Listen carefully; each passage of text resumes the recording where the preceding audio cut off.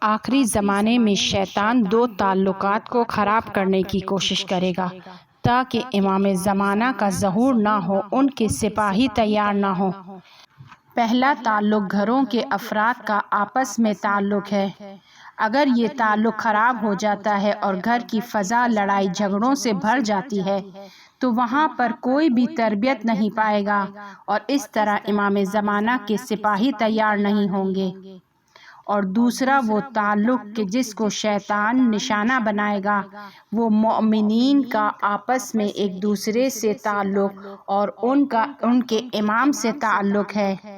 وہ چاہتا ہے کہ یہ تعلق ختم ہو جائے تاکہ مومنین رشد نہ کریں، کمال تک نہ پہنچے اور ان کے اندر الہی صفات پیدا نہ ہو۔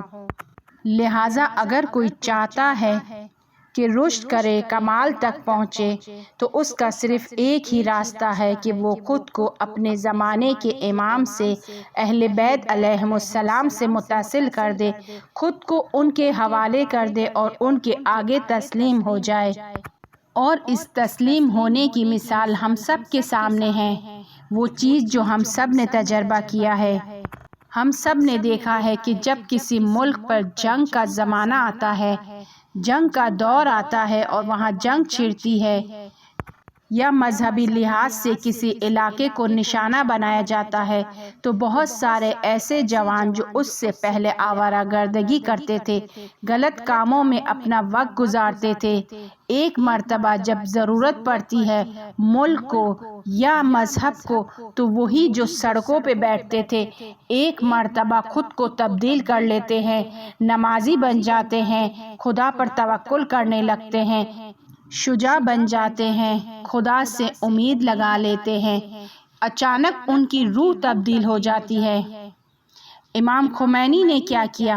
انقلاب کے وقت جس وقت امام آئے تو لوگ ان کو امام کے نائب کے عنوان سے قبول کرتے تھے، خود کو ان کے آگے تسلیم کر دیا، تمام اعتقادات کے ساتھ ان کو مانتے تھے۔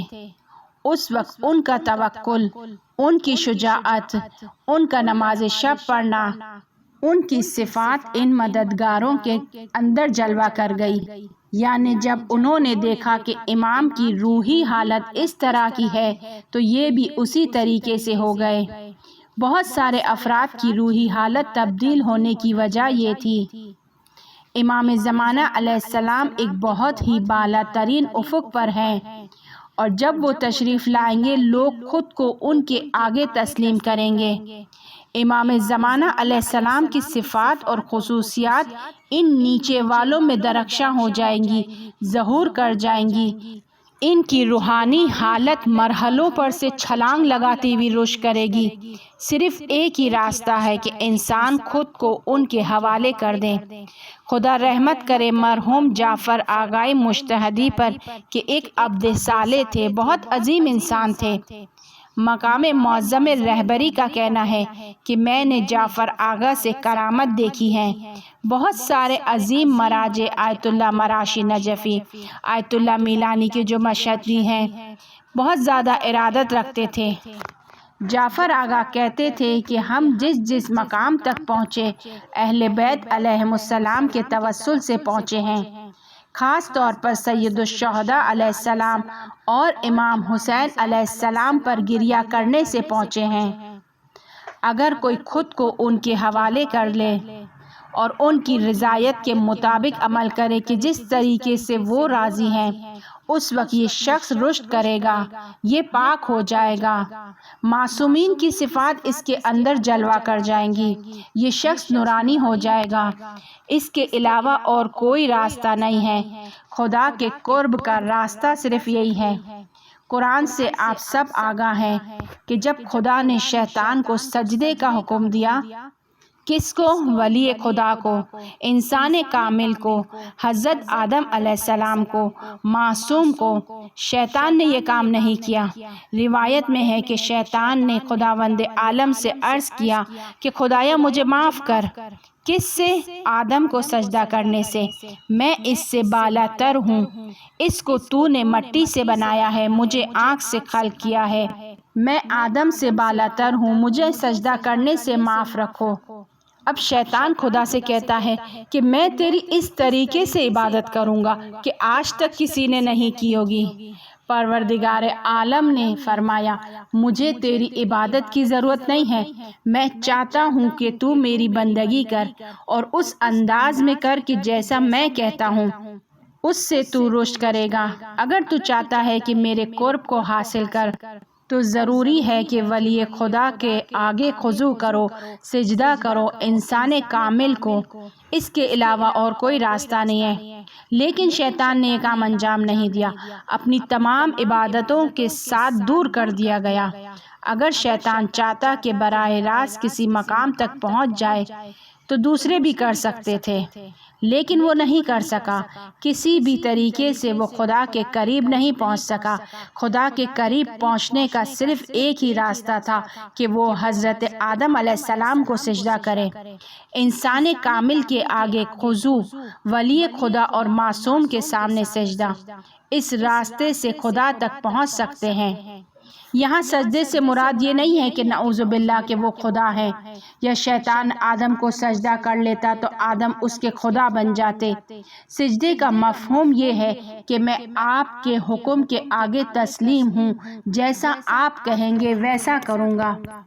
مرحوم فیض کاشانی کہ وہ مہجت البیضون میں بیان کرتے ہیں کہ شیطان حضرت موسیٰ کی خدمت میں آیا اور حضرت موسیٰ نے اس کو دیکھا اور اس سے کہا کہ تم نے بہت گناہ کیے ہیں، سب کو تم نے گناہ کی طرف مائل کیا ہے، تمہاری جگہ جہنم کے آخری طبقے میں ہے، وہاں جہاں آگ کی شدت بہت زیادہ ہے، توبہ کر لو۔ شیطان کہتا ہے کہ خدا میری توبہ کو قبول نہیں کرتا ہے، میں نے جو گناہ کیا ہے خدا معاف نہیں کرے گا۔ حضرت موسیٰ علیہ السلام نے شیطان سے کہا کہ میں واسطہ بنوں گا، اور حضرت موسیٰ علیہ السلام نے خدا سے عرض کیا خدایا یہ خبیث موجود اس قدر گناہ کیا ہے، اس نے دوسروں کو بھی گناہ کی طرف کھینچا ہے، اس کی توبہ کو قبول کر لے۔ خدا نے کہا کہ میں اس کی توبہ کو قبول کرتا ہوں مگر ایک شرط کے ساتھ، اور شرط یہ ہے کہ آدم کی قبر پر جا کر سجدہ کرے۔ غور کریں کہ خدا نخواستہ ایسا نہیں ہے کہ یہاں پر خدا ضدی اور انا کا مسئلہ بنا رہا ہے کہ خدا چاہ رہا ہے کہ وہ شیطان کو نیچا دکھائے۔ بات یہ ہے کہ پہلے بھی بیان کیا گیا کہ گناہ کی حقیقت یہ ہے کہ وہ ولایت سے خارج ہو جاتا ہے۔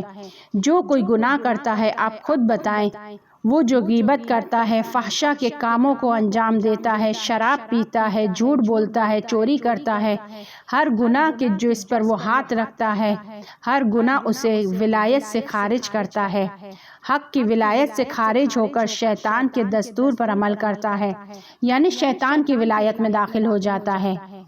البتہ جو گناہ کرتا ہے اس کا عمل ولایت سے خارج ہوتا ہے، یہ گناہ اس کی ذات کو اس سے خارج نہیں کرتا۔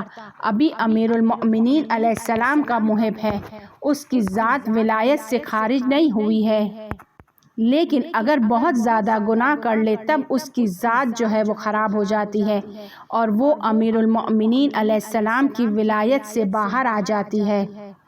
لہٰذا گناہ ولایت سے خارج ہونا ہے۔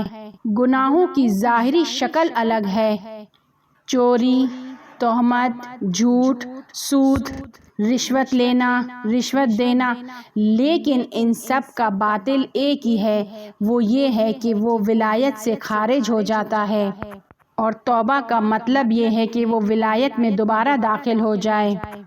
توبہ یہ ہے کہ ولایت میں واپس چلے جاؤ، حق کی ولایت میں واپس لوٹ آؤ۔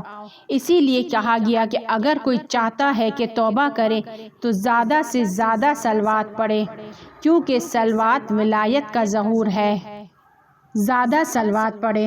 لہٰذا خدا نے فرمایا کہ اگر شیطان چاہتا ہے کہ توبہ کرے تو اس نے گناہ کیا ہے اور ولایت سے باہر چلا گیا ہے، اور اس کی توبہ یہ ہے کہ آدم کی قبر کو سجدہ کرے، دوبارہ ولایت میں واپس آ جائے۔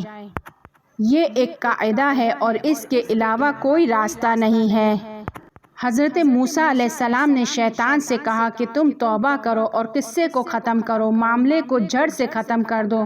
اب دیکھیں شیطان کیا کہتا ہے کہ میں نے خود آدم کو سجدہ نہیں کیا، میں کیسے اس کی قبر پر جا کر اس کام کو انجام دوں؟ اس کا تکبر اس کی جگہ پر باقی تھا، لہٰذا عام بات ہے کہ اس کی توبہ قبول نہیں ہوئی۔ اور شیطان نے ہم سب کو درس دے دیا کہ ولی خدا کے آگے تسلیم نہ ہونے سے کیا ہوتا ہے۔